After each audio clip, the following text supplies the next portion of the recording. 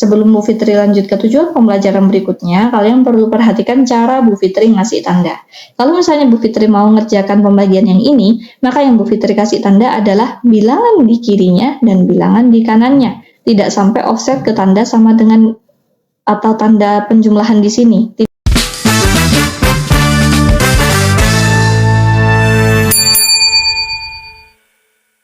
Oke, kita lanjut ke tujuan pembelajaran berikutnya, yaitu sifat pangkat dan menentukan nilai akar.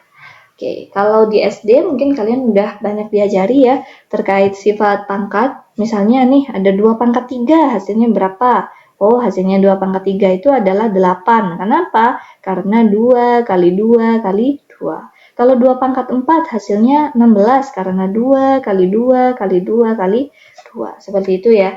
Tapi kalau di tingkat fase D, SMP, yang kalian harus ketahui itu adalah sifatnya. Gimana caranya kita menyederhanakan bentuk-bentuk pangkat. Oke, yang pertama, kalau misalnya nih Bu Fitri punya 2 pangkat 3 dikali 2 pangkat 4, bawahnya sama-sama 2 nih, atau kita sebut basisnya ya. Basisnya sama-sama 2. Ternyata kalau basisnya sama dan operasinya perkalian, maka pangkatnya boleh ditambah. Itu tertera pada sifat yang pertama. Maka di sini 2 pangkat 3 kali 2 pangkat 4 itu hasilnya adalah sama dengan 2 pangkat 7. Kenapa? Karena dia itu sama dengan 2 pangkat 3 ditambah 4. Seperti itu, sehingga dia lebih sederhana. Sementara kalau operasinya pembagian berdasarkan sifat yang kedua, dia itu akan menjadikan pangkatnya dikurangi. Jadi di sini ada 5 pangkat 6 dibagi 5 pangkat 2, itu sama dengan 5 pangkat 6 kurangi 2, atau hasilnya adalah 5 pangkat 4, sehingga lebih sederhana. Dan selanjutnya kalau ada pangkat di pangkat kayak gini nih. Nih, ternyata itu tertera pada sifat yang ketiga, dan hasilnya adalah pangkatnya kita kalikan. Jadi kalau ada 3 pangkat 2 kali 3 itu sama dengan 3 pangkat 2 kali 3. Jadinya adalah 3 pangkat 6, seperti itu. Sehingga kita melihat bentuknya itu lebih sederhana daripada bentuk panjang gini, atau bentuk pembagian gini, atau bentuk yang seperti ini. Ternyata hasilnya itu bisa disederhanakan seperti ini. Kita lihat yang selanjutnya. Kalau misalnya ada 7 pangkat 0 ditambah 7 pangkat 2. Oke, di sini nggak ada ya pangkat 0 ya. Sekarang Bu Fitri akan kasih tahu, segala sesuatu kalau dipangkatkan 0 itu hasilnya adalah 1.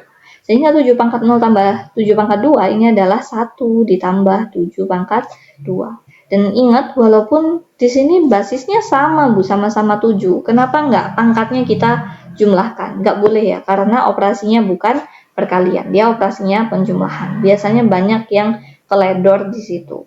Selanjutnya, kalau misalnya kalian punya operasi nih, operasinya operasi perkalian, dan operasinya ini dipangkat, maka pangkatnya ini boleh disebar ya. Sehingga yang tadinya A kali B pangkat M, daripada kalian mengalihkan A kali B dikali A kali B dikali A kali B dan seterusnya, mending kalian mengubahnya jadi A pangkat M dikali B pangkat M. Begitu juga kalau operasinya pembagian. A per B pangkat M itu jadinya A pangkat M dibagi B pangkat M. Selanjutnya kalau ada A pangkat negatif M, nah pangkat negatif kan bingung ya gimana. Kalau misalnya 2 pangkat 3 enak tuh, 2 kali 2 kali 2. Tapi kalau 2 pangkat negatif 3 caranya gimana? Ternyata pangkatnya bisa diubah jadi positif asalkan dia dipindah posisinya. Atau kalau di matematika disebutnya resiprok. Dan dipindah posisinya ini, kalau awalnya dia ini adalah pembilang, kenapa Bu Fitri bilang dia pembilang? Karena sejatinya dia ini punya penyebut yaitu 1, maka posisi awalnya dia di pembilang ini dipindah ke bawah alias dia jadi penyebut. Kalau posisinya sudah dipindah, maka pangkat yang negatif itu bisa hilang, langsung jadi pangkat positif. Seperti itu. Dan selanjutnya kalau pangkatnya pecahan gimana? Kalau pangkatnya pecahan itu akan menjadi akar. Jadi kalau ada A pangkat 1 per M itu sama dengan akar M dari A. Dan gimana kalau pecahannya itu bukan bentuk 1 per, melainkan A pangkat M per N seperti ini? Maka bagian pembilang dari pangkatnya itu akan menjadi pangkat asli dan bagian penyebutnya itu akan jadi akar. Seperti itu, tinggal mengubah posisinya saja. Sekarang kita lanjutkan ke contoh latihan soal berikutnya. Ada 6 pangkat 4 kali 2 pangkat 3 dibagi 6 pangkat 2. Nah, kalau kita lihat di sini, Di sini ada basis yang sama, yaitu 6 sama 6. Dan 6 yang ini sama yang ini, itu hubungannya adalah pembagian. Kalau pembagian, maka pangkatnya harus dikurang. Jadi, 6 pangkat 4 dibagi 6 pangkat 2 itu sama dengan 6 pangkat 4 kurangi 2. Dikali 2 pangkat 3. 2 pangkat 3-nya tetap kita tulis karena dia nggak ada teman ya. Jadi dia tetap 2 pangkat 3. 6 pangkat 4 kurangi 2 adalah 6 pangkat 2. Dikali 2 pangkat 3. Sip, kita coba lanjut ke yang soal berikutnya. Di sini ada 3 pangkat 2, dipangkat lagi sama negatif 3, berarti pangkatnya akan kita kalikan. Dibagi 3 pangkat 4. 2 kali negatif 3 itu adalah negatif 6. Dibagi 3 pangkat 4. Nah, ini basisnya sama nih. Sama-sama 3, operasinya pembagian, berarti pangkatnya kita kurang. 3 pangkat negatif 6 dikurangi 4 adalah negatif 10. Nah, tapi kok pangkatnya negatif, maka bisa kita ubah positif dengan cara jadi 1/3 pangkat 10. Selesai, pangkatnya sudah positif dan sudah ketemu bentuk paling sederhananya. Seperti itu. Dan selanjutnya, Bu Fitri di sini akan ngajari kalian menentukan akar. Sebenarnya akar ini di SD juga udah diajari ya. Contoh, kalian nyari akar 25 gitu. Akar 25 kan gampang ya. Oh, akar 25 itu 5, Bu. Kenapa? Karena 5 kali 5 itu sama dengan 25. Berarti akar 25 adalah 5.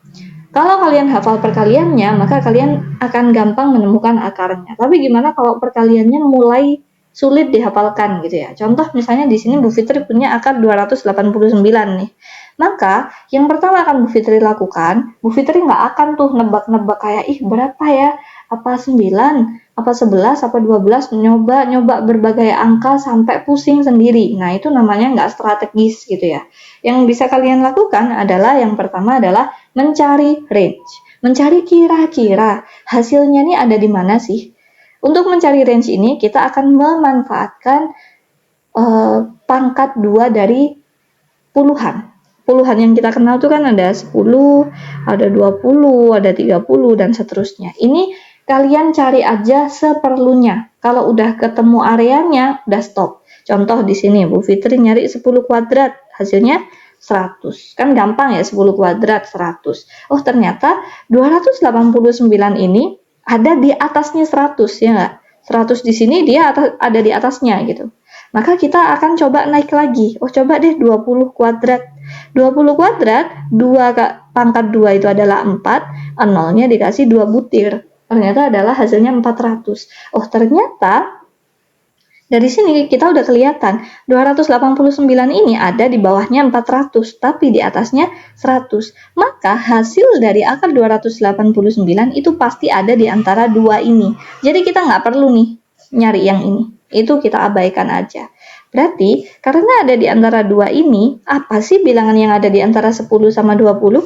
Kan 11, 12, 13, 14, 15, 16, 17, 18 sama 19 itu ya. Tapi kalau misalnya kita harus nyoba satu-satu nih dari 11, 12, 13, kita coba kuadratkan satu-satu, berarti kan lama juga ya. Ada 9 bilangan nih yang harus kita coba. Kan nggak strategis juga tuh. Maka kita akan lihat dari tahap kedua, yaitu memilih satuan. Satuan di dunia ini kan cuma ada 10, yaitu 1, 2, 3, 4, 5, 6, 7, 8, 9, sama 0. Sekarang kita lihat 1 kuadrat hasilnya 1. 2 kuadrat hasilnya 4. 3 kuadrat hasilnya 9. 4 kuadrat hasilnya 16. 5 kuadrat hasilnya 25. 6 kuadrat hasilnya 36. 7 kuadrat hasilnya 49. 8 kuadrat hasilnya 64, 9 kuadrat hasilnya 81, dan 0 kuadrat hasilnya 0. Sekarang kita balik lagi lihat di soal. Soal ini satuannya berapa? Ternyata satuannya adalah 9. Dari semua satuan ini, yang belakangnya menghasilkan 9 kan cuma 3 sama 7. Nih, 7 kuadrat hasilnya 49, belakangnya 9. 3 kuadrat hasilnya 9, ada 9-nya juga. Maka yang kita cek cuma yang ada 3-nya sama 7-nya, yaitu 13 sama 17. Sekarang kita cek dulu dari 13. 13 kali 13. Kita mungkin akan cek pakai perkalian susun ya. 13 kali 13, 3 kali 3, 9, 1 kali 3, 3, 3 kali 1, 3, 1 kali 1, 1. Kita jumlahkan, ini 9, ini 6, ini 1. Ternyata 169, belum cocok. Kita coba berarti sekarang 17. 17 kali 17. 7 kali 7, 49, 1 kali 7, 7 tambah 4, 11, 7 kali 1, 7, 1 kali 1, 1. Kita jumlahkan 9, 8, 2. Ternyata hasilnya cocok 289. Maka hasilnya adalah 17.